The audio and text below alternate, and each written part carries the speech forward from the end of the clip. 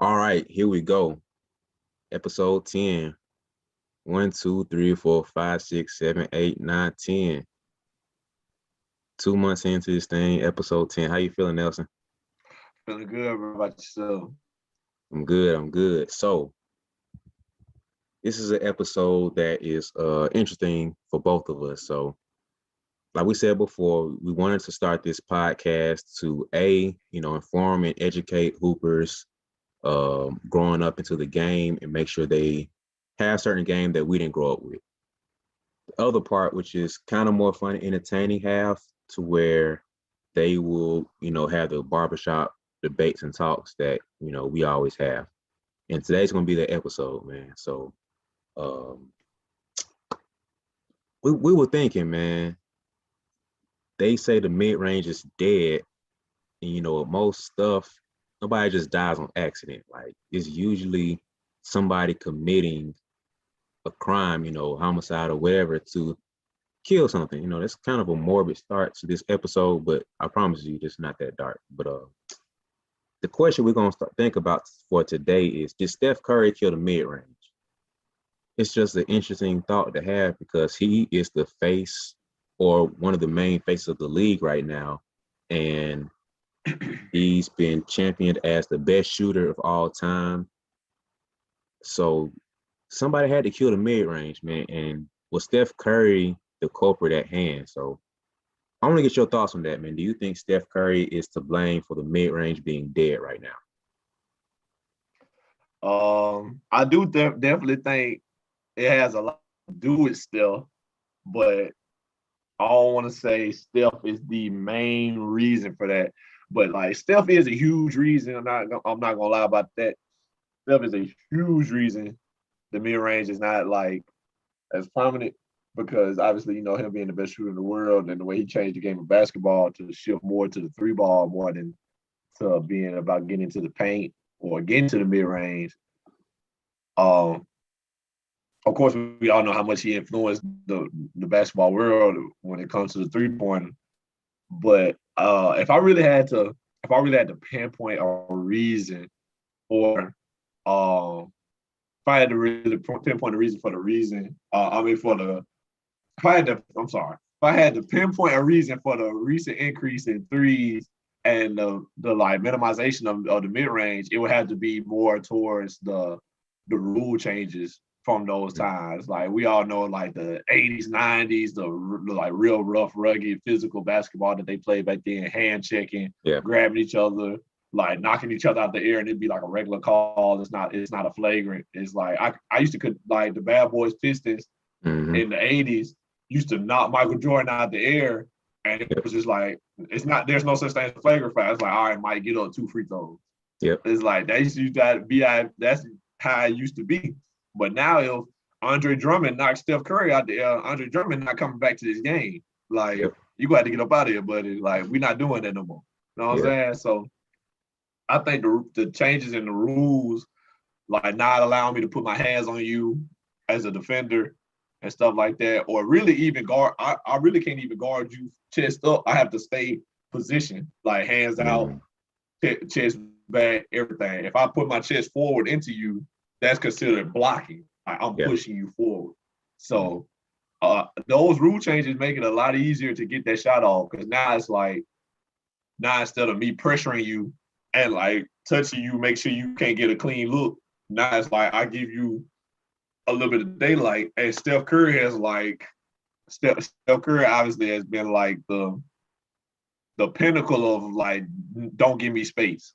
Yeah. It's like you playing great defense, like you playing perfectly legal defense in position right where you need to be, but it's for Steph Curry, that's too much space. So now, and his shot release so quick, you never gonna block it. How many times you ever seen Steph Curry get blocked on the jump? Unless it was like last second, they knew he was gonna throw it up. Rarely, if ever. Yeah, exactly, because his shot so quick, like one of the quickest releases ever that I've ever seen. So now it's like he dribbles, he done master shooting off the dribble. He's master shooting off screens, while moving and everything. So now it's like, all right, I already can't put my hands on you, pressure you while you're dribbling. I have to give you a little bit of space. Now you're gonna run around the screen catch the ball, go the other way, cross back. I can't touch you to make sure you don't get away from me. Now, guess what? Too much space. Shot release too quick. Shot going up. It's just that little sliver of daylight is enough for somebody like Steph Curry. And so the rule changes has really been, I feel like, is the main reason behind that recent shift from the mid-range to the three. Because back in the days, the 80s, you know, I had to get by you to shoot. I had to get by you. Because you could already hand check me. So if I get by you, pull up real quick before you get back in position, good mid-range shot. But that ain't the case no more. I'm going for the three. I got the daylight for the three, so I'm going for the three. And I think that's one of the main reasons for that. Okay, so kind of like what you talked about, man. Like, it's been a huge change in the game over the years, and so I'm gonna start with the 70s a little bit, because I think in 76, I think, was the merger between the ABA and NBA, somewhere around that time. And starting off with Dr. J, you know, with the prime time of the league being born. You know, he was the face of the NBA and played a big role with it. But the league took a huge leap after that with Bird and Magic. So you look at how the league was constructed during that time. You needed a point guard, and you needed a solid wing, and you needed a big.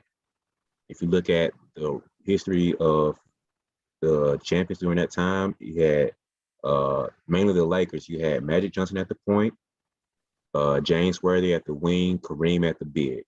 You had the Celtics. You had Kevin McHale as the main big, even though you had Robert Parrish there as well. Larry Bird as the focal point as the wing. Then you had Dennis Johnson, Danny Ainge as your guards. And looking at the 76ers, you had not Mookie Blaylock, who was it? Maurice Cheeks, he was a point guard at the time. You had Dr. J as the wing, and you had Moses Malone as the big. So the construction of those teams at the time was a very good point guard to facilitate and get everybody involved. A good to great wing, and you had a dominant big man. That was 80s and 70s, even back before that. Then transition to the 90s. You had a little gap there with 2 years with the Bad Boys Pistons from, was it 89 and 90 or 90-91? One of those two. So it was right before 90 because that's when Mike took over. Yeah, so it was 89 and 90. Talk about the Bad Boys Pistons? It was like the late 80s. Yeah. So they won in 89. Mike won 91, 92, 93. Yeah, so they won they won 2 rings, 89, 90. Yeah. And then 91 was the Jordan shift. So the Bad Boys Pistons came in, did their thing, and kind of interrupted that little gap there. And honestly, they played a big role with that too, because they were ahead of their time. They had Isaiah Thomas and Joe Dumars as the front runners of the team. So that was a nice jump for them to have a guard dominant team surrounded by defense, basically. That wasn't a league shift at the time. It was a important standpoint at the time, but we'll get back to that in a minute. So you had the 90s, dominated by Jordan, where they shift the focus from a point wing big combo to having a solid wing play. So you had the Jordan era ran by guards who could play well, shoot and defend mainly, dominant wings, and bigs that could do their job. Basically they were the same thing as the guards. So you had Ron Harper, Steve Kerr, John Paxson as the guards, focal pointed by Jordan and Pippen at the wings.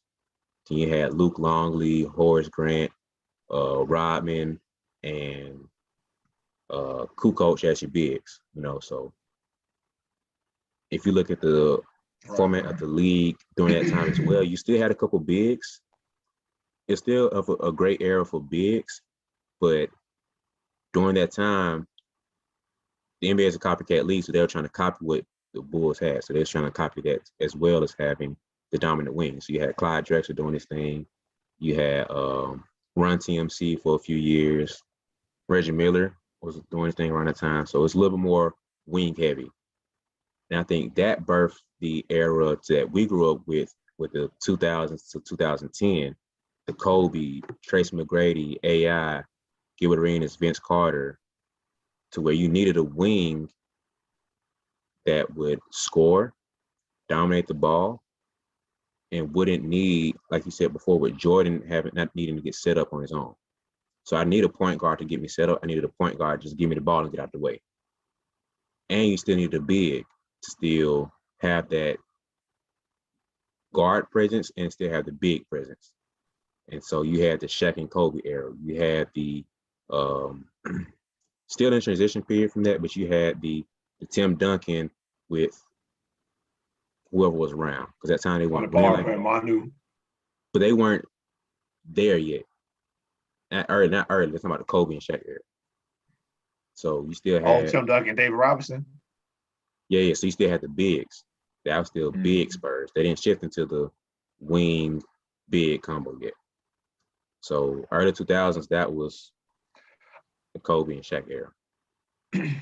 So you had that, and you had the Rockets try to replicate that with T-Mac and Yao. That's all I can think of right now. Then, like you said, you had the Spurs come in with Manu, Tony, and Duncan. And so throughout that time, you had people trying to replicate the Kobe and Shaq dominant duo, big wing.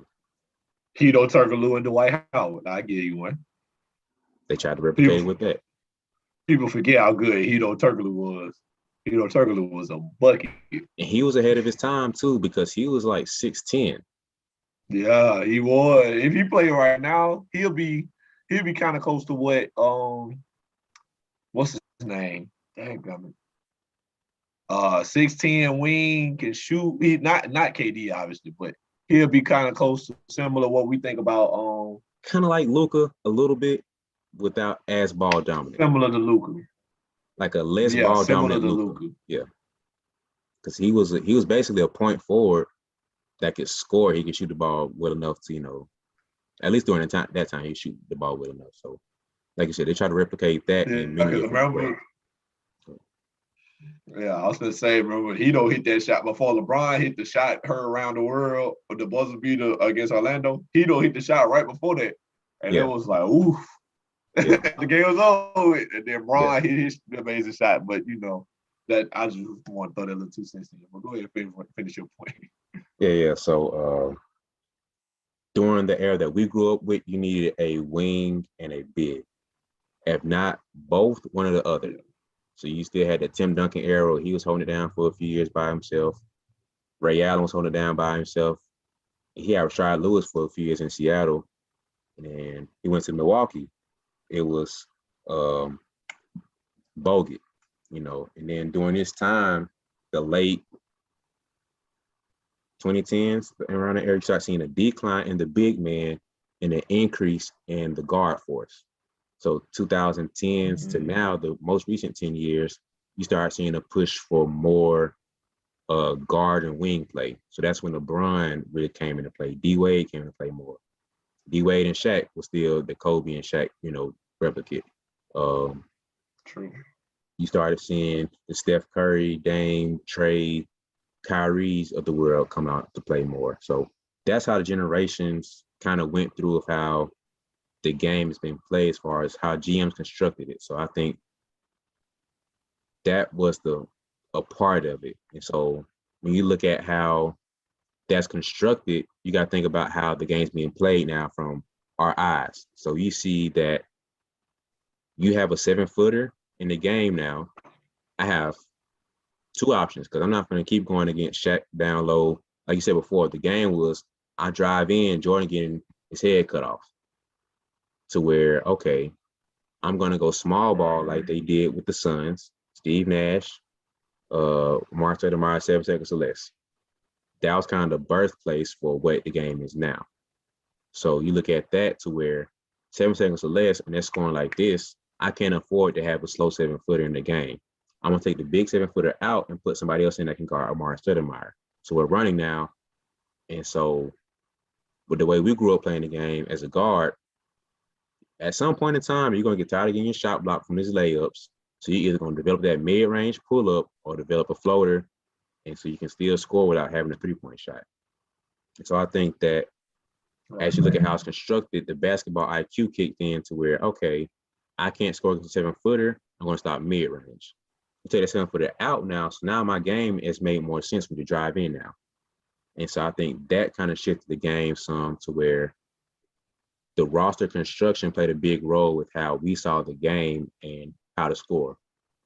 And so I think that played a big role, at least from a common sense standpoint, basketball IQ common sense standpoint.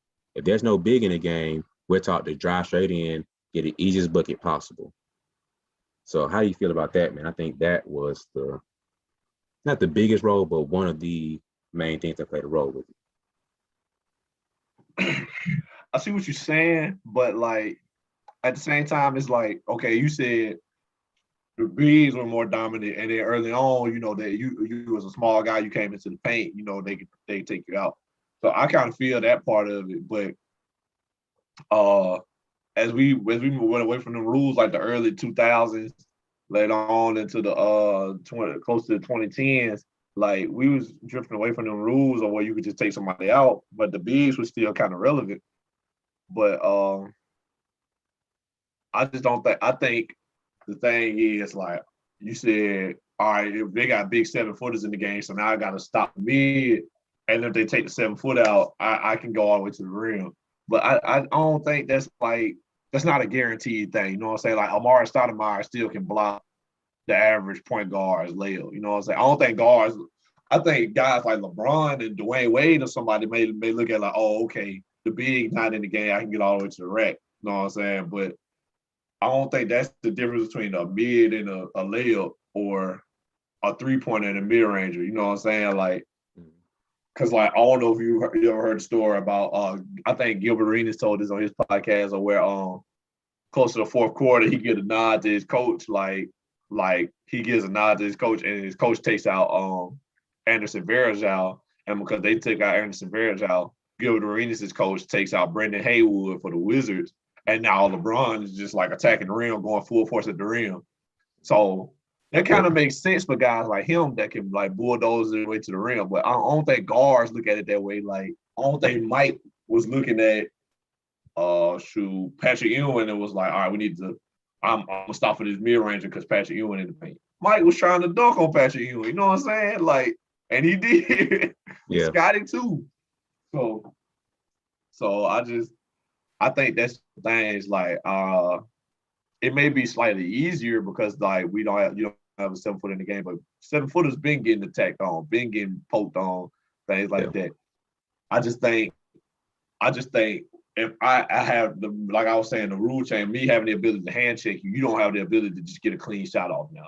Unless you just get it wide open off a screen or something like that, off ball screen. But like if you got the ball in your hand and I can hand check you, it's hard to get a quick look like that, an easy look. But like case in point, we all remember the video Allen Iverson crossing over Michael Jordan when he played for the Wizards, right? It's like that. Mike got his hand on. No, I thought it was the Wizards at that time. I promise you, I looked at it earlier today. It was still the Bulls. Oh, okay. Well, you know that. Yeah. Mike got his hand like on like AI stunt basically, or like right next to his chest, trying to wait on the crossover. When AI hit him with the pop-up, the double cross, Mike switched hands with the other hand on him because it hit Mike. He think he can cross back and he can like guide him with that other hand. What AI do? Bam, a long crossover, the long AI crossover. Now Mike bite on it because it's like, oh, he going this way. Bam, now he beat off the cross. AI pull up over the top. He's like, because that now with the hand check, my point is with the hand check, I have to create my shot. It's like I have to rock you to sleep, make a move. Now I can shoot. Yeah. I'm not doing that from the three though. You know what I'm saying? I'm not gonna be able to rock you to sleep, cross for the three. I'm gonna rock you to sleep, get by you with one of these moves. I'm either gonna hesitate or I'm gonna in and out you, whatever I got to do to create a little bit of space, and I'm taking the mid range because that's I can get that over you now. So I can create space for the mid. Now it's like with the changes, I can't put my hands on you. I have to give you some space. Now you got a little bit of space off the rip. Like if I start guarding you on ball, I'm not saying I can't press you, but you're gonna start out with a little bit of space in the first place. Now if you come off a screen or something, now you definitely gonna have space unless I'm grabbing you. Because back in the day, they grabbing guys shorts coming off the screen, something like that, whatever. Yeah. If I can't do that, it's like I'm forced to give you some kind of daylight. And it's not saying it ain't gonna be tough. Like the average person can't just throw something up off a screen, but guys have realized that now. It's like the game. It's like the basketball evolution. We see, oh, okay. If I come off this, if I make this action off the screen, I'm gonna have this look 9 times out of 10, and that's what we work on. So it's like you were trying to say, like I know you done told some of your players, like in the game, you're gonna get the ball here, you can do this, you're gonna be here, and you're gonna be able to do this. Everything we work towards what we're gonna do in the game. I know Steph Curry was probably in the gym with his dad. His dad was a great shooter in his time. He probably was in his dad. I know his dad had told him, like, hey, son, when you come off the screen, you're gonna have this look right here, be ready to shoot it. And then they working it off the drill every time. Cone work, skill work, easy. And so that turned into becoming Steph Curry. I mean, obviously he had to put a tremendous amount of work in and some God-given talent. But we see what Steph Curry did with it after the rule changes, and now it's like the world realized, like, okay, this is the way now. Then we see Steph winning, we see Steph unanimous MVP. Realize, like, dang, this is the way of success. Like, oh, okay, I can pull up from this deep, and if it's going in, ain't nobody gonna say nothing to me. Word, say no more. I'm gonna work on this 40-footer. I'm gonna work on these logo threes, all that. And that kind of started with Gilbert Arenas. I think Gilbert Arenas first got to take deep threes because he knows the defense not guarding him that far out. So now I'm shooting out there from deep. Now it's like, okay, you got to pick me up at half court. Like, yep. You got to. Guys like Damian Lillard, Steph Curry, shoot, Kevin Durant, James Harden, you got to guard me from almost half court or I'm pulling this thing. Because that's too much space. And I'm willing to shoot this. And so I just think that's the main thing, bro. Like you said, the bigs might have something to do with it, but I think it's more of a, all right, you can't put your hands on me. I'm probably gonna get all the way to the rim type stuff, or I'm gonna take this three. And anybody that ever guarded a great shooter, it's hard to guard a good shooter if he got a little quickness to him, because you gotta be so close to him every time. Now it's like I'm closing out too hard, and then on the hard closeout, rip through, gone. Pump fake out of jump, gone. And how it is, man. Like anybody that got to guard a good shooter, like a good shooter can get to the paint better than most paint drivers, because I done ran out of him and jumped off the pump fake because I know how good he can shoot. Now all of a sudden, JJ Redick gets to the rim. So it's just one of them things, man. Like the rule changes really affected the way we play defense. And now the 3-ball is the open shot rather than me having to work to get to the mid-range and create space. I think that the rule change was a big thing. Would you count analytics as part of the rules? Like the stats and stuff, would you count that as part of being the rule change in your eyes? Like, do I think they looked at the analytics and realized they need to change the rules? So when you are because the Rockets were the face of the analytics shift. I don't know if they were the first ones. I don't think they were the first ones, but I think they were the face of it, where, they went through the stats and they looked at how the quality of a percentage of a shot. So they looked at the 3-point shot. I don't know wrong. They had the 3-point shot being the highest quality shot you can get, and also a layup being the highest quality shot you can get. So at some point, they discovered that a mid-range was an inefficient shot, and they had the brilliant idea to say, look, why not make the higher percentage of our shots, as much as we can, make those be the highest quality, quote unquote, highest quality shots. It would be a 3-point shot or a layup. And so, like I said before, the GM construction played a role with that. So they looked at that and said, okay, by us having a big man in the game that cannot shoot a 3 and cannot drive to the goal, let's remove him from that. So they took him out. They put in another guy who could either shoot the 3 or drive to the goal.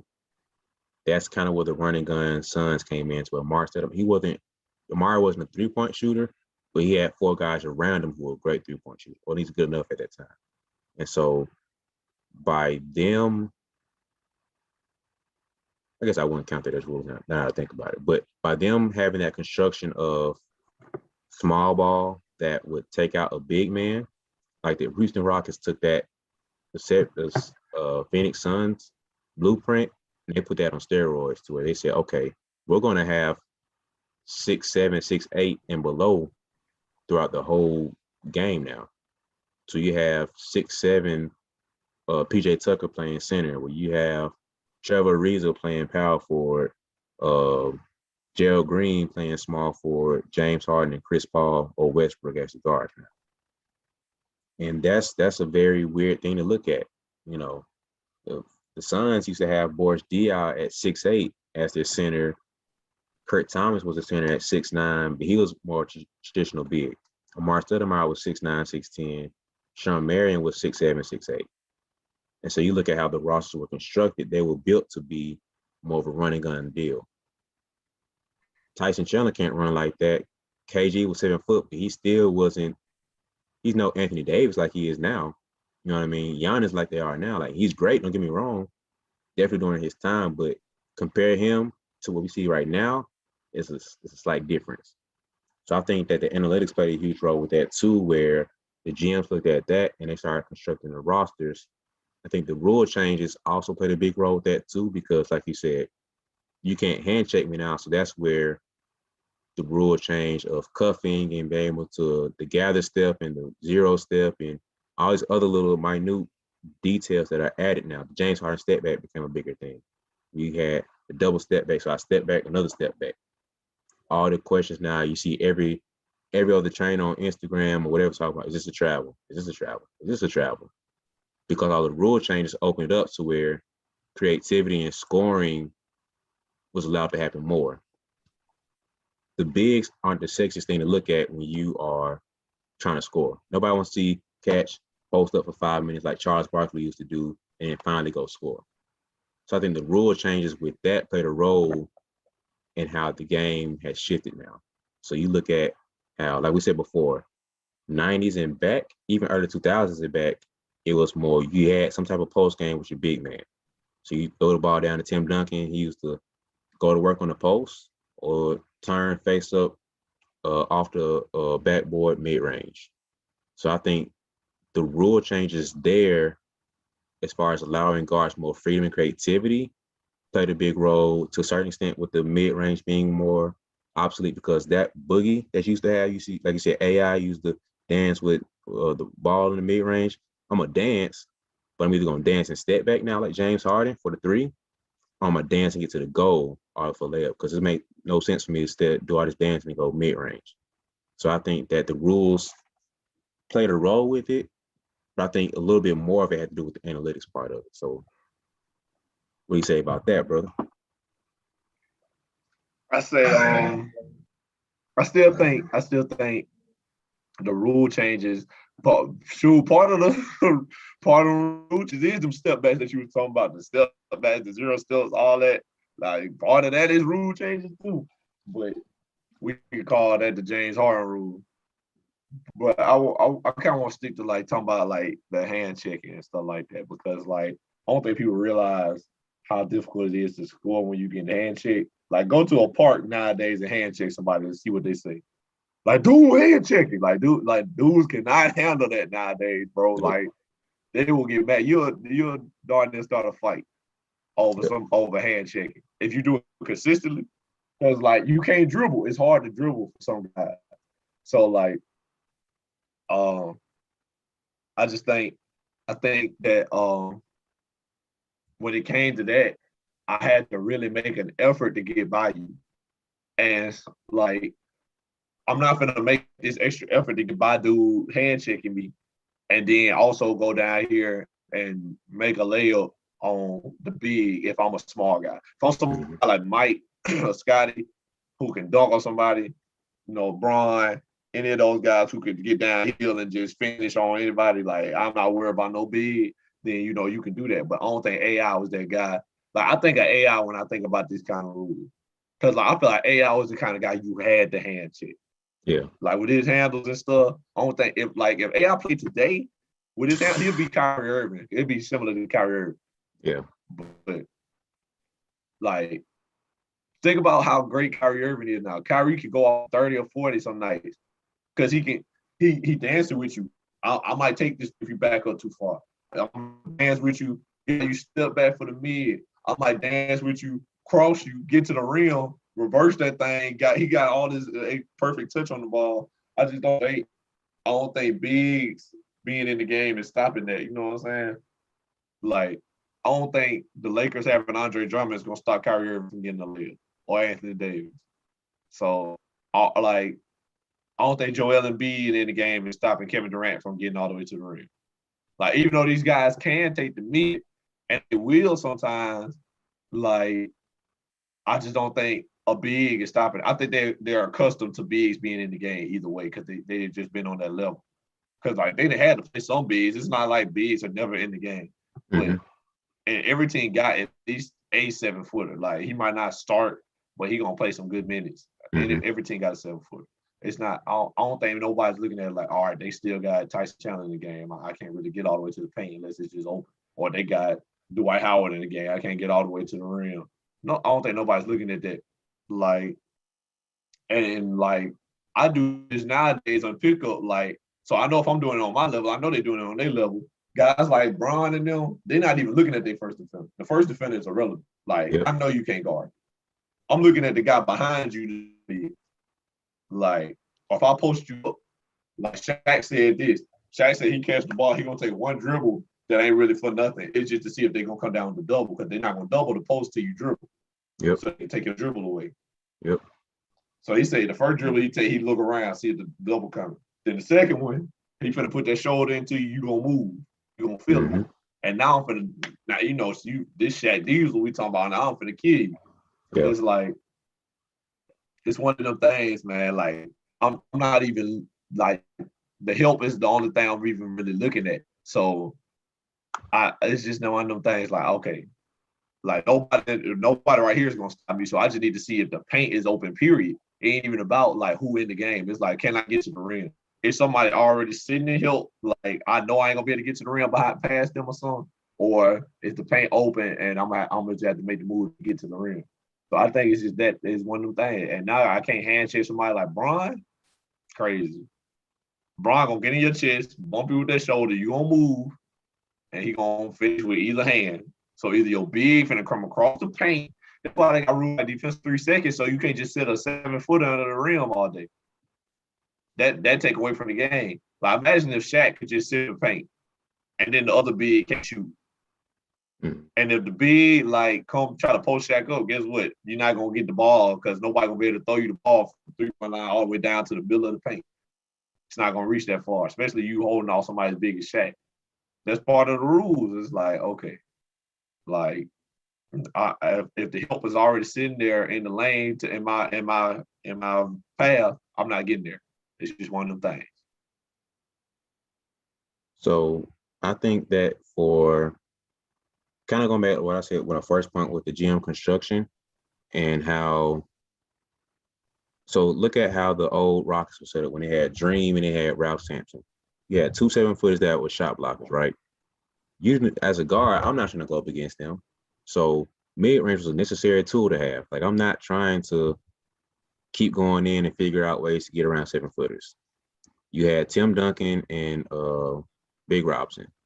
I'm not trying to keep going to 7-footers the whole time. I'm not doing that. If I'm AI, if I'm Tim Hardaway, Isaiah Thomas, I'm going to get in where I fit in with finishing, but for the most part, I'm pulling up mid-range.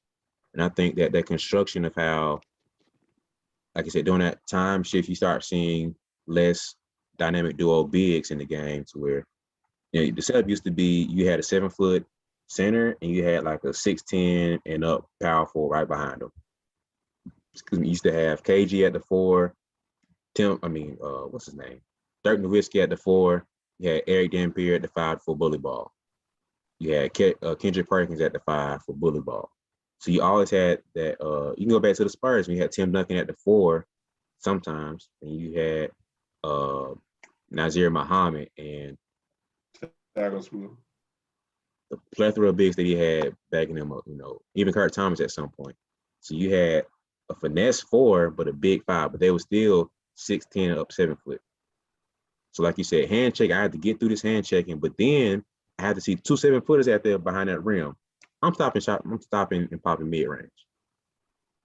I'm not finna keep bullying my body up to get beat up by these 7-footers. I'm just tired of it. So I think how the construction was set up of 2 7-footers or a 7-footer and a 6'10" guy or a 6'11" guy changed the game as far as shoot for 3. Do I shoot mid-range? Do I shoot layups? So, okay, you take a 7-footer out, it's not going to bully me up. And kind of with the rule change, like you were saying, how the flagrant over time became a different thing. Like I said, a flagrant now will be a personal foul back in the day. So that rule change, I think, played a bigger role with it. But that also shifted the GM construction. So if I can't foul you the same way, why would I have a guy on my roster that can't give those fouls? So you stop seeing the chief of police, you stop seeing the Charles Oakleys that were only there to give hard fouls to touch you up a little bit. You saw less of those guys over time. You start seeing more guys who actually had to have a skill to be on his team and play on the floor. So you start seeing more guys who were able to at least shoot a corner 3, at least 3 and D, a Bruce Bowen type, the Patrick Beverly, if he can shoot 3s better. You know what I mean? PJ Tucker is a great example.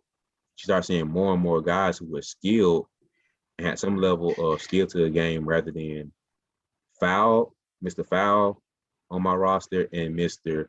Bully Ball down low.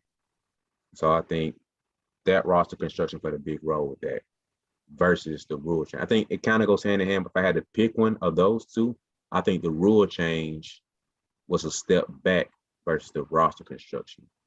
If that makes sense. Okay, but all right, let me ask you this. What was the last championship team to not have an all-star power forward or center? Even if they were smaller. Let's just think about the last team that won without an all-star power forward or center. We kind of say Toronto with Pascal Siakam last year, or 2 years ago, I mean, but Pascal Siakam is an all-star now. Like that year he wasn't, but he is the following year. And the Warriors, you still got Draymond Green, even though he's an undersized big, he guards big. He guards bigger than his size. So he guarding other teams big. Before that, we had Cleveland with Kevin Love, all-star big, even if you don't want to consider him being that great. Before that, we had San Antonio with Tim Duncan. Before that, we had Miami with Chris Bosh. Before Miami, we had Dirk Nowitzki. Before then, we had Powell with Lakers. Powell with Kobe. Before then, we had KG and Kendrick Perkins with the Celtics. It's like there's no team that have not had at least one all-star big. Even if he ain't the biggest big, he's a power forward or a center. He guarding the other team power forward or center. And so, so that's why I don't give that the credit. Like, there's always going to be a big, playing on the championship team. Like, you still need size. And I'm going to talk about that on one of my individual segments later on in the future, where we still need that size. We still need that presence of a big man.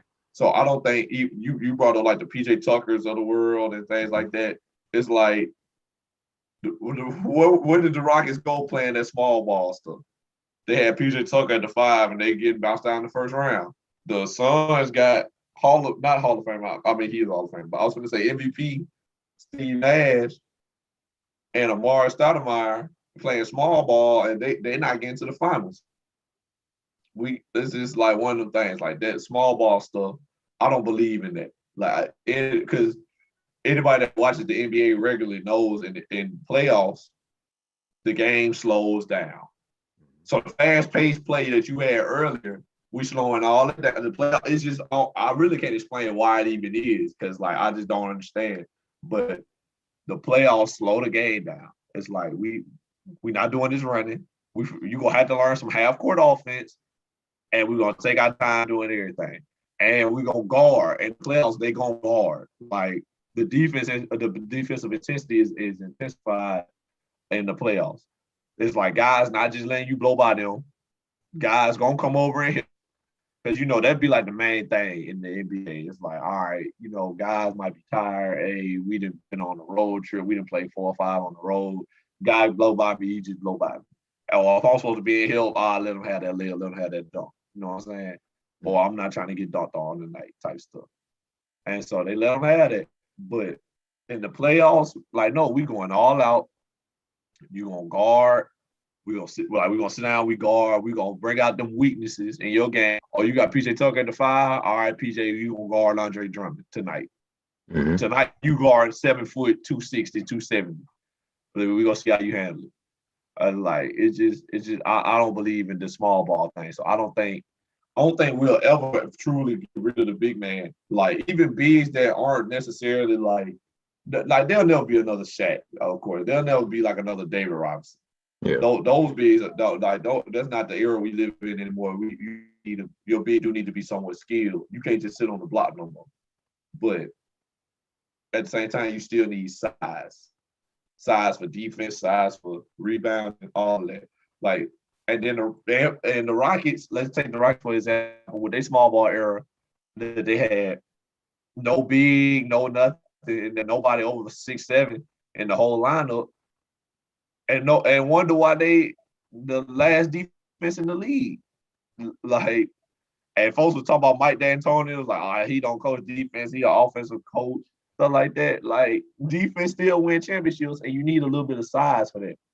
And so I think with that, that's why I can't give all that credit. I think so. Go ahead. Let's go to past 10 years, right? So 2010 was Lakers back to back. Lakers, Mavericks, Heat back to back. Yep. Spurs, Warriors, Cavs, Warriors. Cleveland. Yep. Toronto, LA. So like you said, look at the rosters of the bigs there. So we had Pau Gasol, skilled finesse big. Right. Who was next? Dirk, skilled finesse big. You look at the Heat, Chris Bosh. You look at who's next? Warriors. Draymond Green was the Spurs. You had Tim Duncan and who else was there? Then the Warriors. So Warriors. That was Tony, Mardu, and Tim. So yeah, they won. They won one that time. That was one. So that was mainly the Kawhi year. And Kawhi Leonard was there. That was the Kawhi year. So yeah. You look at Tim Duncan was the big there.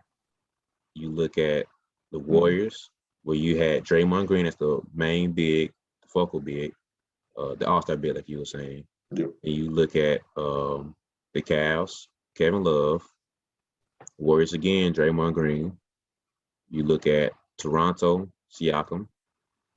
And you look at Lakers with Anthony Davis, right?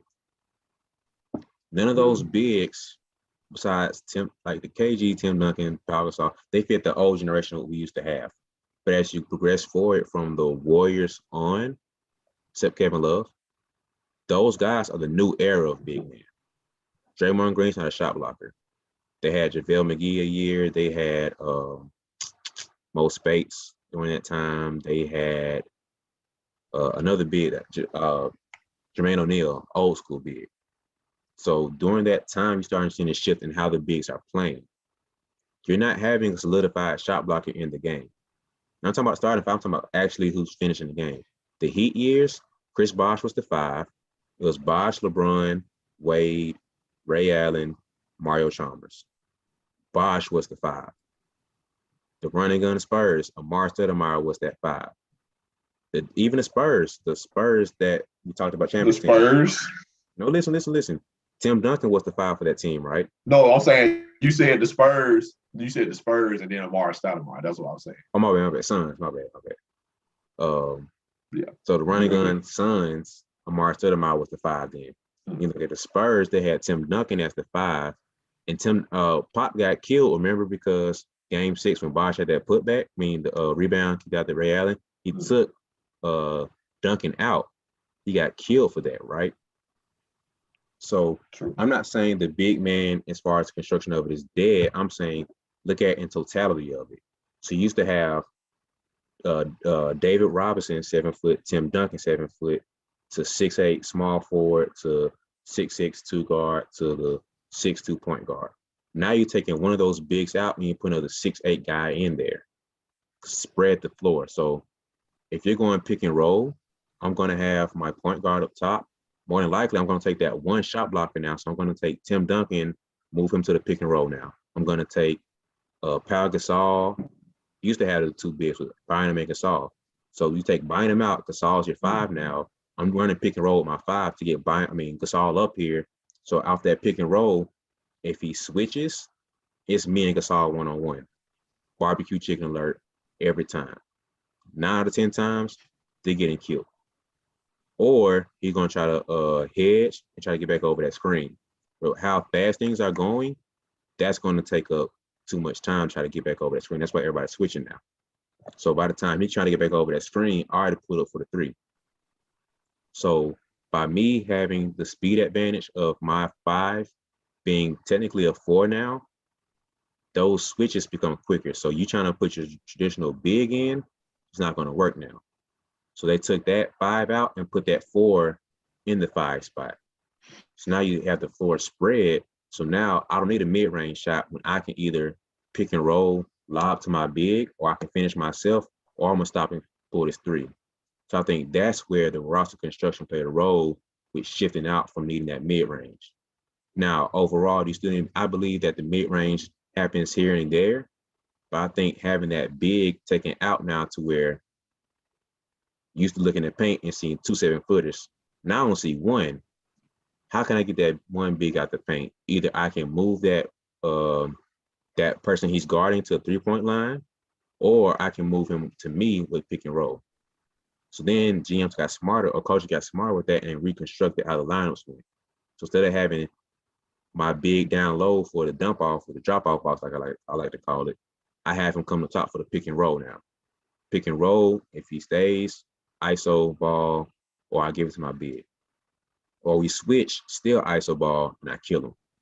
So I think that's where the roster construction comes into play, where now you have to look at how you're lining up the rosters. So do I keep 2 bigs in now? No, I have to take 1 out. So you're going from 2 shot blockers down to 1. Now in the guards mind, like we would talk, I'm eating that all day. That's barbecue chicken alert from beginning to end. Now, like you said before, with Pippen and Jordan, it's not going to deter me as much. But if 10 times I drive to the goal, half of those I only see 1 big versus 2, my odds of driving in are a lot higher. So that's how I see it, at least from my perspective as a guard, from the shot blocking roster construction, from having 2 shot blockers. I'm not seeing Dream and Ralph Sampson anymore. I'm not going in there. I'm stopping mid-range, or I'm staying out for 3.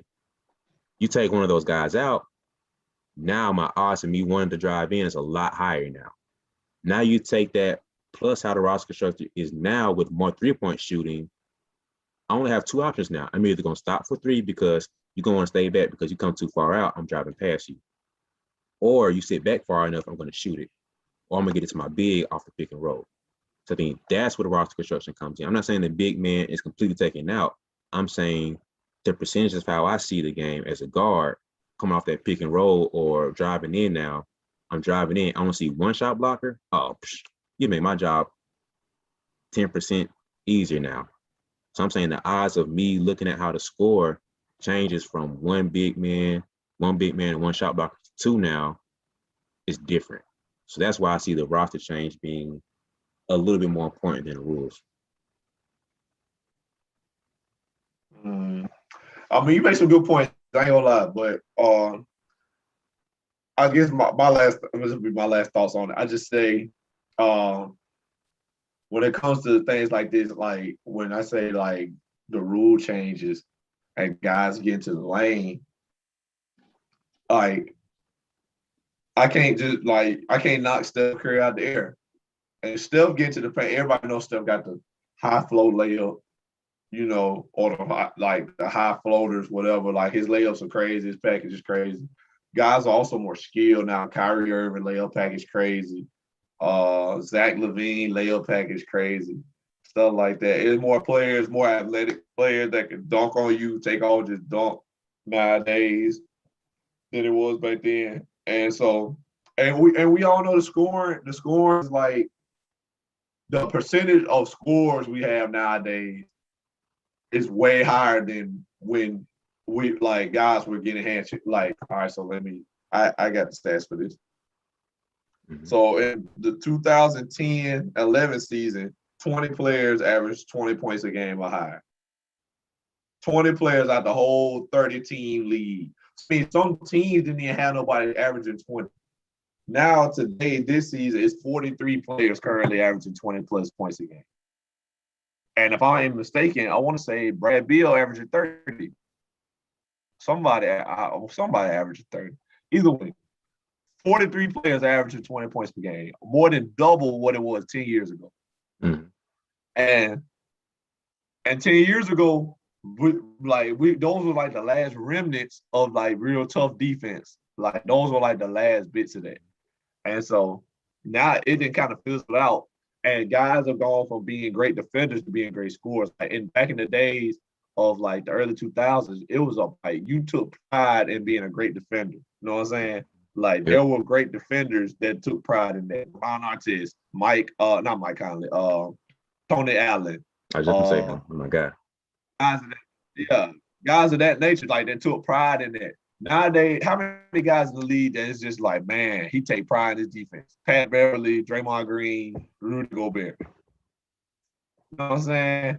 Yeah. And so there aren't many guys now that take pride in being great defenders. Their pride is more in scoring the ball, shooting the ball, dunking on people, like finishing.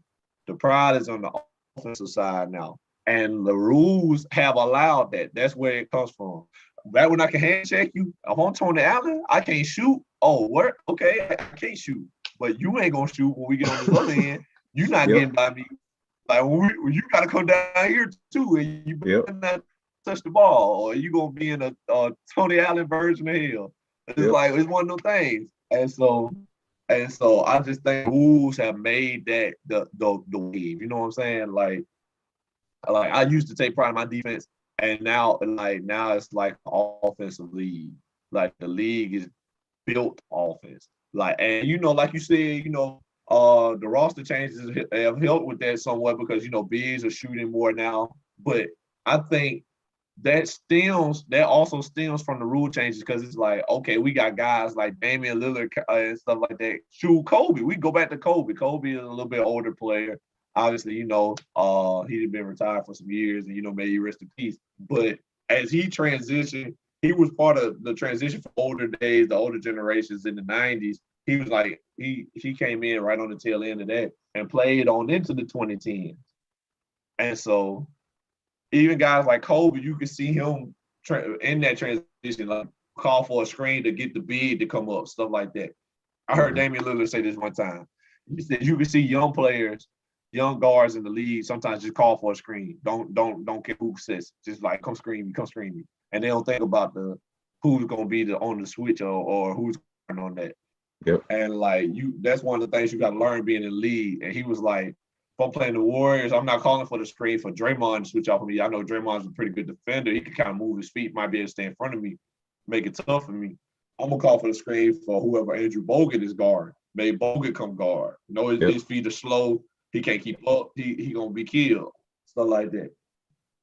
Like me knowing that you like, hey, obviously if I got Shaquille O'Neal like back in the 90s, if I get to switch off on Shaq, you think Shaq just gonna let you blow by him? No, he gonna extend him arms. No, he got his wingspan gonna be over 7 feet. You're not just gonna blow by him. You might be able to lull him to sleep a little bit and then use your quickness or something, but you're not just gonna one dribble get by. You know what I'm saying? So that's all. I think that all stems from the rule changes. It's like, okay, guys can't hand check me. Guys not taking pride in that defense no more. It's all about this offense. It's all about getting a bucket. And I can get a bucket. I'm gonna do it every day, all day. That's what guys look at it now. It's like, oh, it can't nobody really stop me. If you're not putting your hands on me, you can't really stop me. For a lot of guys, a lot of these guys too quick or too shifty. nowadays. That's a lot of guys in the league now. A lot of guys quick, a lot of guys shifty. And so a lot more than it was in the 80s, a lot more than it was in the 90s, despite what people might want to believe. That people want to believe how great the 80s and 90s were. But in reality, like guys were not as skilled as they are now. Like that's just the evolution of things. And so we put that emphasis on being able to dribble, on being able to shoot, on being able to dunk on somebody. And so that's just what it is now. And that I feel like that mostly stems from those rule changes. All right, so But the that last was my point, last point. yeah. So the last point I kind of wanted to bring up and talk about was how the business half of the NBA came to play with this. So, like we said before, Magic and Bird were the initial kind of birth that really gave the league their first start. You always have somebody that's first, but it's rarely the first is going to be the greatest or the one that takes that next step. So the birth of the league was Dr. J. What really elevated it during that time was Magic and Bird that solidified them and brought them to another level. So from there, Bird and Magic couldn't do it on their own. They needed something else to take them to that next step. Out the blue from 92, after 92 Dream Team, Jordan comes into play, right?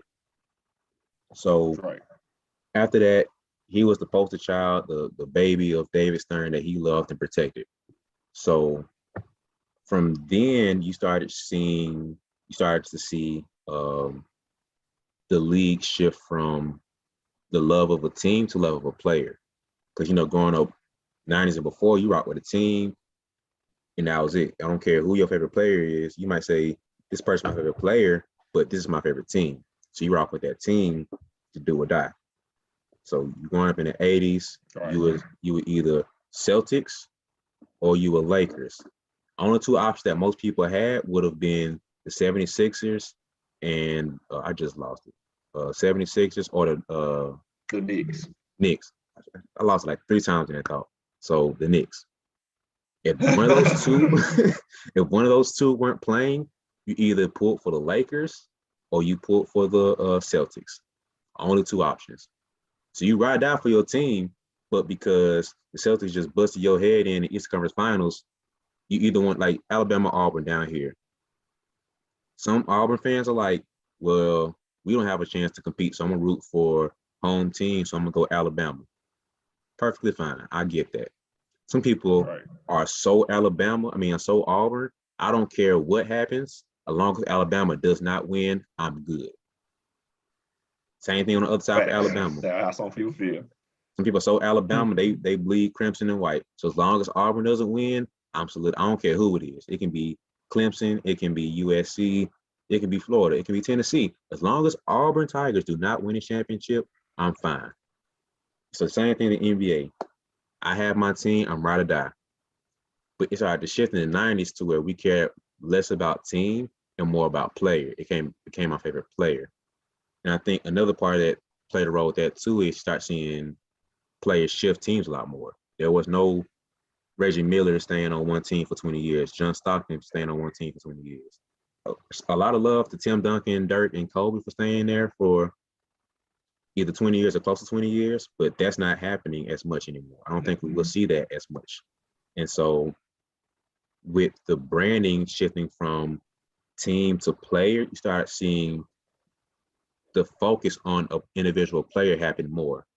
The way the focus on an individual player is to let the offense shine versus the defense. By me letting offense shine, like you said, I have to change the rules to say Jordan cannot be as great as he can by us seeing him getting knocked out every single game by the Pistons. So I changed the rules to there so Jordan can do his acrobatic layups and dunks. That gave birth to Kobe doing his thing, Penny doing his thing, Grant Hill doing his thing, to where the players started to shine more. So from there, that birthed from Kobe, T-Mac, Vince Carter, AI, that era birthed where we are now with the wings and guards and skills. Gilbert Arenas, Ray Allen, that birthed where we are now, where the skills at an all-time high, to a certain extent, to get skills at an all-time high where we're not seeing the same thing we saw in the 80s and early 90s. So the last question I'm gonna ask you is which came first, the chicken or the egg? Did the rule change happen that caused the shift in focus of player, which changed the mid-range games, how we see it? Or did the players change to make the rules happen that birthed the change in the mid-range? So what's the chicken or the egg here? I think you kind of hit the nail on the head when you were like, Mike can't be as great as we know he can be with the Pistons knocking him out the air every time. And I think that was like the catalyst. You know what I'm saying? And so the fun thing about basketball, like the basketball guys have always given us the man. And it's just funny how it happens. The man always appears right on time. And so, like, you know, we had Wilt, then we had Wilt and Bill Russell, then we had Dr. J. Then right after Dr. J on the decline, we get Magic and Bird. Right, as soon as Magic and Bird get on the decline, we get Mike. As soon as Mike get on the decline, we get Kobe. As soon as Kobe get on the decline, well, really like in the middle of Kobe prime, but we get LeBron. Mm-hmm. And now here we are with LeBron. We don't know who the next man gonna be. The league really trying to figure it out right now. They think it's gonna be Zion. They think it might be Luka. They think it might be Giannis, but we don't know. Yeah. So the league always delivers that guy. So Magic and Bird get delivered to the league, and they play styles fit the league because, you know, they're born into it. You know, They play styles fit exactly what's going on. Bird not very athletic, Magic not very athletic. You know, can run, not really high flyers, not really dunkers, nothing like that. Not shooters. Bird can shoot the peel out the ball. I'm not saying that, but Magic not really a shooter. He flashy, facilitate. Bird grimy, good defense. It just they fit where they were. Bird fit Boston, Magic fit LA. It's just funny how the basketball guys does that for the game of basketball. It just happens in that way perfectly. It makes like a perfect story. Poetic justice. But then poet exactly what it is. But then we get Mike. The basketball guys deliver us Mike Jordan, and it's like Mike's something we ain't never seen before. All the greats say that. We ain't never seen nobody like Mike. It's like Mike flow. It's like Mike walking on air. I never seen nobody jump like Mike. Mike, Black Jesus. Jesus posing as Michael Jordan. All types of crazy stuff. Yeah. Mike was something we had never seen before. So now when Mike comes, the retaliation issue, the Pistons like, oh, we not finna just let him dunk all over us, finesse all over us, jump past everybody. We finna not butt out there. Like, we're not finna just let them do that to us or regularly. We in the same conference. We're not getting to the finals without him. So the Pistons know. They like, all right, we can't beat him scoring the ball, but we can beat him. Like, we gonna beat him up. Like, that's all we gonna have on. Mm-hmm. None of us are as athletic. None of us can jump as high. None of that. But we ain't gotta be athletic to take him out. Like, we won't let him kill us, basically. And you know, Dave Stern and the rest of the league, you know, the powers that be, they saw that and they was like, oh no, we cannot afford for them to kill Mike. Mike might get hurt. Like, Mike might just, you know, Mike did, you know, had an ad in the paper on, I don't know if you remember or not, but Mike did have an ad in the paper. Like, they think that he was saying that the Pistons, he felt like the Pistons had it out for him, trying to injure him. The league saw that, they was like, oh no, this is the man right now. He better than anybody on that team.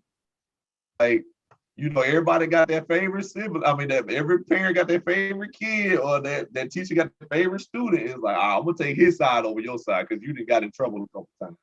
Yeah. So the league protected Mike. They like, okay, flagrant fouls. Okay, we finna get rid of handshaking was still a thing for a while. All right, flagrant fouls. You hit Mike, you hit anybody too hard or knock anybody out the air, do anything a little too dangerous. Flagrant, there's gonna be 2 free throws in possession, so you really lose on the back end. And if you do it twice, you out of here. Or if we consider it dangerous, you'll be out of here in the first. And so now what we get? Space Jam. We get Mike flying through the air, up and under people, dunking on people, finessing everything in the air. And I love Mike's game. Mike got one of the most beautiful layup packages I ever seen. I love watching Michael Jordan highlights. Nasty. But let's just be real. The league knew he could do that. He was the man, but the the other players, their competitive spirit wasn't just gonna let him have that. You know what I'm saying? They knew. Look at the stuff that the greats were saying about Mike. They knew how great Mike was, but at the same time, you know, the guys like the Pistons and stuff, they had to look at it like, hey, none of us are him. He is something different. He an alien on the way from, but that don't mean he can't be beat. And that's how they was doing it, and the league had to put a stop to that.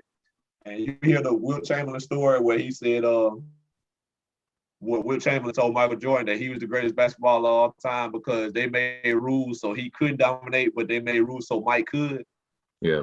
So that, as much as we kind of talk about Wilt Chamberlain, like, who was he playing against? He wasn't really playing against nobody. That is facts. The league made it illegal for him to dunk. They made him where he couldn't stand in the paint all day, stuff like that. It's like they made rules so Wilt could not kill the other team. And he still was killing them. And so they made rules for Mike to go. Like, all right, Mike, we need you to still do something. And so, yeah, I think that concept of being marketable did kind of breed that rule change. And I think they thought the same thing probably for Kobe, and I think they think the same thing for Bron now. That's why you see guys kind of complaining about getting fouls and stuff like Bron do. Like people bring that up on Bron a lot, but he need to. They're not giving him fouls because he's so big. So I think that's just one of them things, man. Like the league got to protect their best interest. You know what I'm saying? So I understand that in the business aspect, but yeah, what it is. Okay, so with that, I kind of want to go to, like you said, like I'm learning business, right? And so within business, you want to always protect your most valuable asset. So at the time, the most valuable asset was Jordan. What Jordan brought to the game was another level of talent. With his level of talent plus his level of skill, the league looked at it and said, wow, we need to change the rules so we can let this talent and skill flourish more. So what their mindset became, okay, let's let this skill be more appealing. How is the offense not being able to thrive? Head checking, these hard fouls, and mucking up the game. So that shifted the game to being more about skill. That's when you started seeing you didn't start seeing it more, but you started seeing a very small percentage of shift from the bad boys Pistons to more skill, right? You really didn't see that jump until the late 90s, early 2000s of more skill being the thing. The dunk contest came a whole nother level. So you're going from that to where we are now with Steph Curry, Dame, Kyrie dominating, right? Because the league shifted the attention from brute force and physicality to skill. The reason they shifted that because you started seeing, like you said before, you heard so many guys take pride on defense. Well, the league put more attention on the best players are skilled players, the best players are great on offense. So the offensive mindedness shifted the way players thought. The way players thought is, okay, I need to shoot more threes because the league is they're giving a platform for us to shoot threes more. You're not glamorized for the mid-range as much anymore. You're glamorized for threes. Okay, if I'm not a three-point shooter, what else can I do? I can make acrobatic dunks and layups. The mid-range game is not as sexy. That's why kids today aren't caring as much about the mid-range. You get praised and highlight mixtapes for crossing somebody up for a three, crossing somebody up and going in for a Kyrie layup. That's all you get. Not too often you're going to see a mid-range pull-up now. So it went from the mid-range, it went from highlight tapes of just showing great basketball, and that's how players just played, to now I'm playing my game for the highlight mixtape. So all you're going to see in my game now is crossovers, is a three-point shot, and is the layups. Nowhere in there we see players take a mid-range shot. And so I think the birth of Jordan causing the shift in rules. So I think, in my opinion, I think the egg, which whatever came, I don't know how chicken and egg goes, but I think what came first was Jordan bringing the skill that shifted and birthed the rule change that shifted to where we are now, that caused the three-point shot and layup to be more dominant in the mid-range. So now the birth of Jordan's skill and his game shifted the league mindset and rules to where we need to make sure skill still appeals, and we're able to have the offense and the skill shine rather than having the dirty muck 'em up bad boys Pistons game. So that gave birth to Steph Curry. And like I said before, I'm seeing 1 7-footer and one shot blocker. That gives me more room to operate now with a 4 out, 1 in pick and roll. So I think that birthed the depth of the mid range rather than the rule change. I think the player caused the rule change and the rule change causing the players, if that makes sense. So that's how I stand on it. I kind of feel that, man. But like you said, we got to market the best player. The league had to protect Mike. The rule changes, I think the rule changes just benefited that offense. Like a defender, Mike. We don't remember Mike for no defense. Remember the dunks flying through the air, the flails. He had the mid range game too. But that's what we remember. And like I said, Mike gave. Mike is like much as we want to say about guys basing their game on Kobe. We all know Kobe based his game on Mike, and so therefore Mike ain't nothing but the grandfather of all these guys we seeing now. And Kobe, their father. They all Kobe's sons, but Mike is the grandfather. And so it's just one of them things. The rules was meant for Mike to shine and his light shine on the rest of the league. It gave way to what we have now. So I attribute a lot of that to like you said, the rule changes of the league to protect their business interests, to protect the guy. Like this the man. Like I said, this is the man. We know he the man. We're not gonna let y'all just keep beating him up. We need him to do him and be who he is for us to get as much out of him as we can. Now, if that means Michael Jordan wins 6 championships in 8 years, then that's just what that means. But we need that. That's what David Stern saw when he said when them Pistons took Mike out them 2 years and Mike made that ad in the paper. I know there was a phone call somewhere where David Stern said, "Hey, Mike kind of right. Yep. We need to do something about it." And so, like I said, Mike ain't nothing but the grandfather of the guys we see now. Think of the guys was like, Kobe was my favorite player. I based my game on Kobe, and Kobe ain't nothing but like the reincarnation of Michael Jordan. We all know this. We all know Kobe is just Michael Jordan part 2. And Kobe tell you how much he based the game off Mike, all that. And so Mike the godfather of basketball is all I'm trying to say. For the guys we got now, he they grandfather. And I say it's crazy for that because you look at Jordan, like prime Jordan when he was winning, his game was based off of mid-range. His game was based off either I'm posting up mid-range and I'm going to my dream shake shimmies and all that stuff, or I'm catching out the triangle and I'm mid-post or high post at the elbow area. I'm going to work there. But now in today's game, kids aren't taking that. Like you said, he's the grandfather, Kobe's the father. Like Kobe's nothing but the most skilled Jordan ever. Jordan had the talent, he was more athletic, but Kobe came with the skill. Like his skill killed anybody else because he had to. Jordan was just more athletic, so whatever he lacked in skill, his talent and his finesse, his physical makeup made up for whatever he lacked in skill. Kobe was a little bit less athletic, so he had to be more skilled to get on that level.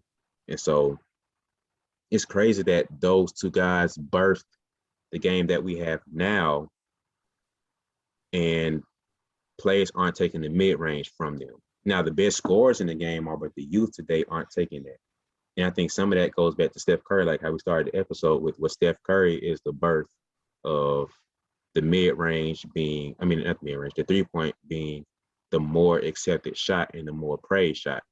So I still think that the players and the construction of the roster gave way to the mid-range being more frowned upon than did the rules, man. But you gave some really good points, man. It made me think for a second, but I still got to go with the players and GMs making up